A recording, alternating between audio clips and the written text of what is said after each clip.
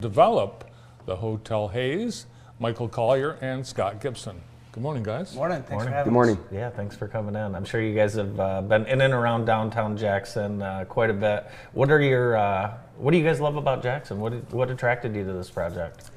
You know, you have a downtown that is in a period of resurgence. It's, apparent that there's been reinvestment from the community back into downtown, the arts, the culture downtown, a lot of history. And we're history buffs and we like to renovate historic properties. And so you have some buildings down here that are beautiful, the past and the architecture, and are available to be redeveloped. And so those are the kind of things that we look for and initially attracted us to Jackson. The building has been, it's been an albatross around the neck of the downtown and the city. And the community, people really, have a lot of love and memory of the building as a hotel, and even as a place of employment when Consumers Energy was there. So it's topic number one, for downtown. And City Manager Jonathan Green said it is the keystone to the downtown. So I think the community is really excited that we have developers interested. And I think everyone in the community, the question's been for 20 years, when? When? We'll say the start of it's 2026. Okay. The 100-year anniversary for the opening of the building the first time is in November of this year. Okay. And so our initial goal, we've broken this up into 2 phases. And so the phase 1 part of this redevelopment, we are targeting for November of 2026 to reopen the street level, and Scott can talk about that a little bit. Yeah, Scott, tell us a little bit about the vision for the Hayes. Well, when we take on a project like this, there's always certain design requirements, right? There's certain things that are inherent to any respective project, and so when we looked at some of these limitations, criterias, whatever you want to call it, we decided it needed to be developed in 2 phases for a myriad of reasons, one of which is to address your initial comment, which is people have been waiting for something to happen for a long time. So we wanted to ensure that people saw progress quickly. And so in order to do that, we wanted to activate the first floor. We could spend $20 million on the upper floors and no one sees that value. We spend a couple $1 million on the first floor. People see it's activated, the exterior looks nice, it has a much greater impact to the community. People feel the energy, things start to move. And so we went ahead and set up that project in a way where we could activate the first and second floor commercially, and then we would prep the rest of the building for the second phase, which would be additional apartments. So the first phase will have 3 apartments on the first floor. We already have a tenant. We signed a lease with them last May, actually. They're called Blockhouse. They're great. They have 2 locations. They're excited to be a part of the project. So it's an experiential esports, e-gaming, food and beverage concept. It's awesome. And then we have a contract signed with with Regis, which is a large international office co-working space, co-share space. And then the upper floors will have 106 apartments. So right now, that's how you got your first phase is the envelope and the first 2 floors, and then the second phase is the upper floors 3 through 10 of those apartments. So with the way that some of the interesting things we walked into whenever we took possession of the building last year, we broke it up into those 2 phases to make sure we could have a quicker impact and also make sure the project would move forward. Yeah, that's great. Let's take a live look at the Hayes right now. Let's see what it looks like. We take a live look every once in a while, and every time I ask Bart, I said, "Who is parking back there?" It's the employees of Commonwealth. Look at someone's pulling in right now. Yeah, I think we need to get some revenue out of that. I'm gonna get you guys some stickers for their car. Let's do it. Yeah. But it is, just a beautiful building. And obviously with our downtown, you can see, the streets have been renovated and there's been a lot of investment. Is this an ideal type of building that for you guys? Yeah, we like the mixed use buildings. We like buildings that have a historical significance and have an impact. There are lots of developers that are in major markets doing things.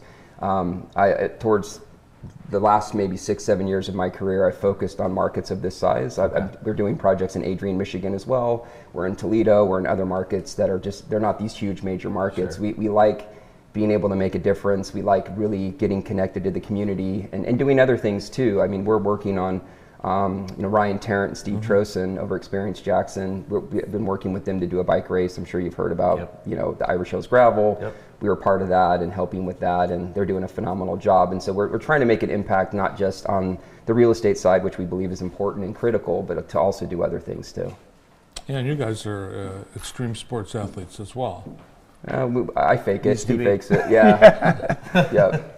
Yeah, you said apartments on the first floor, not apartments on the first floor. Yeah, first floor actually we're Apartments doing on the first floor? Oh, that's cool. furnished like Airbnb, very short-term nice. rentals. Yeah. If you go back to it doesn't matter, but on Michigan Avenue, right? Yeah. You've got, if you recall, there's a stairwell that kind of splits the building up on Michigan Ave.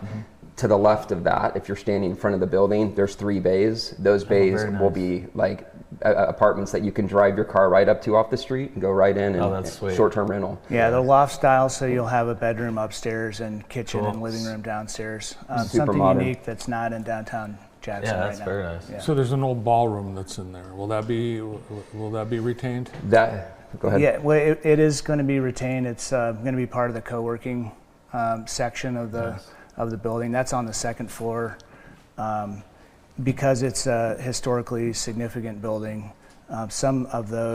most of the features that are part of the reason that it's on the Historic National Register will be, refurbished and still remain in the next phase of the building's life cycle. What's the biggest challenge for you with the infrastructure that you walk into currently in the development? So when you say infrastructure, I think of like the building itself mechanically. Sure. Thanks to consumers, there was actually a really decent amount of power there. Okay. So that's super helpful. Yeah. That was a big win. Yeah. But it's really, the elevators are really expensive. Sure. There's only 2. They're small. There's a third on the north side of the building, but it only goes to the 4th floor, and it's weird in how it's oriented. It's got some limitations to entry, egress, ingress because of columns.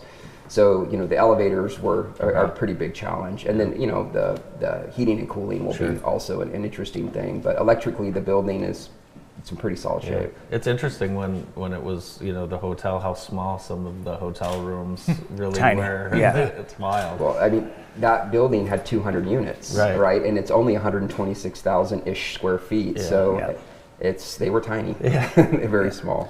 Well, you've seen how the apartments have filled up surrounding the Hayes, so there's definitely a demand. Yes. What type of units will they have, and do you have an idea what kind of rate the units will be listed for? Yeah, so there's a wide range of floor plans. We have studios and corners of the tower as you go up. That'll be really nice units. We have 1-bedroom, 2-bedroom, and even a couple 3-bedroom units on the west side of the building. So a lot of different floor plan options depending on the tenancy. And then as far as rents, I mean, I'll let Scott handle the tough question. Yeah, it's evolving, but the studios will start somewhere around $1,050. It's about $1,000 and goes up from there. I mean, the goal with these projects, so I talk about them a lot, like getting the building up and running is really important, but when we receive these public monies and we're stewards of these monies, they need to have a broader, bigger impact than just a one-off, right? And so for us, we're trying to lift the market, and we're focusing on market rate housing, right? But we want to be the higher side of market rate housing. It creates sustainable comparables that other developers and other building owners in town can come behind us and point to the Hayes project as revenue when they go to their bank and they go to their investors. It gives them a better opportunity to be able to do these projects without all this public enhancement, right? Because the math just works. So you get to a point of sustainability both on the commercial and residential revenue side. So we're trying to drive those revenues. It's a little early to determine the rents too, yeah. For sure. Yeah. So I know Bart wants to live there. Oh yeah, sure. We'll make a deal. Absolutely. So there's this $4.5 million that the state allocated to the project. It seems like it's in limbo, or is it? For the time being, and that's that could change. It's been back and forth a lot lately, but for the time being, it seems like that the project's been fortunate to meet a date that was critical. Didn't know it at the time by a few days. That maybe will keep the funding secure for the project. Cash the check as soon as you get it. Well, it really is exciting. Yeah, very. And, you know, it has been a long road, and even the time that you've been associated with it, it's been, you know, long and challenging. But we've seen that you've already purchased a staging area, a building that will be used as you make this project a realization. Good luck, and thanks for coming in today. Thank you very much. Thanks Thank for you having us. both. Yeah. Michael Collier and Scott Gibson from Collier Gibson. More of the Morning Show after this.